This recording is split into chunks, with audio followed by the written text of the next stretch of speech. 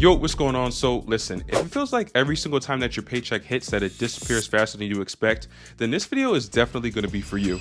There's a good chance that it's not because you're bad with money, but instead because your money is quietly slipping through the cracks. I cannot express to you how many people I've come across that feel like they're broke because they don't make enough money, but a lot of times, believe it or not, that's really just not even the case. So today I want to break down 7 things that are keeping you broke, and chances are you don't even really realize it. And trust me, some of these are so subtle that you probably don't even think they're a problem. What's going on, y'all? My name's Ruben, and this is Eternal Assets, where I'll talk any and everything stocks, business, and personal finance. Listen, I don't want to waste your time any longer, so let's get right into the video. So the very first one I got for you is pretty simple, and that's not tracking your expenses. This is easily one of the biggest silent money killers out there.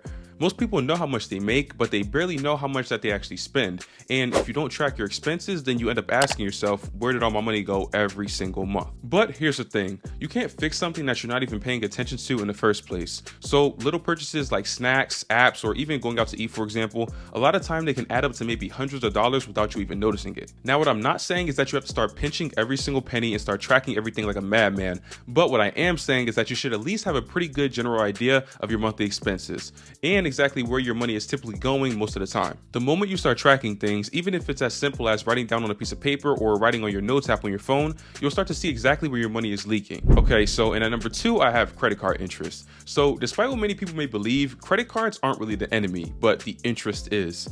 One of the biggest traps that people fall into, for example, is paying the minimum payment and thinking that they're making progress. But here's the truth, and that's that credit card interest is some of the highest interest you'll ever end up paying in your life. We're talking 20%, 25%, even sometimes 30% interest, rates that are pretty much normal at this point. That means that if you carry a balance, a $100 purchase can easily turn into $150, then $200, all because interest is piling up quietly in the background.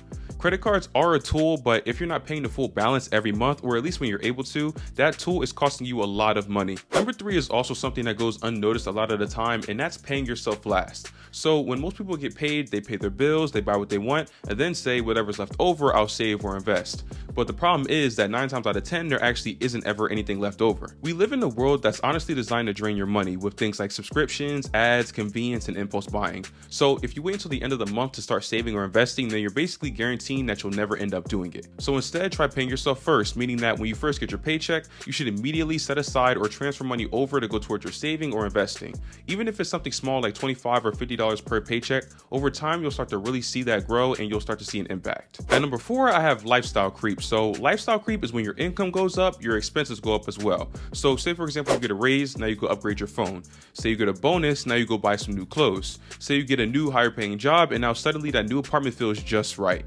But the truth is that every single time if you make more money and now you go spend more money, then you're not actually making more money, because now the extra money you're making that's coming in now just has a new place to go to. Lifestyle creep is easily one of the biggest reasons why you'll have people making say $80,000 a year, $100,000, even sometimes $200,000 a year, and still they're financially stressed. So if you hold your lifestyle steady while your money is growing and you let that gap continue to grow, then you'll give yourself a lot more peace of mind. At number 5, I have subscription overload, and this one gets almost everyone. Take things like Netflix, Hulu, Paramount Plus, Disney Plus, Apple Music, and delivery subscriptions, whatever it is. Individually, they look pretty harmless, but $7.99 here, $12.99 here, and combined, most people end up paying hundreds of dollars a month in subscriptions alone that they don't even use regularly. And trust me, these companies absolutely love it, because when you forget you signed up, then you just end up throwing them money every single month and don't even realize it. Now, what I'm not saying is that you can't occasionally watch your favorite show, but one of the best things you can do for yourself is setting aside some time and looking at all your subscriptions that you currently have, and I guarantee you'll find something that you can cancel. Okay, and at number 6 on this list is not having an emergency fund. Okay, so the truth is that life just happens, okay?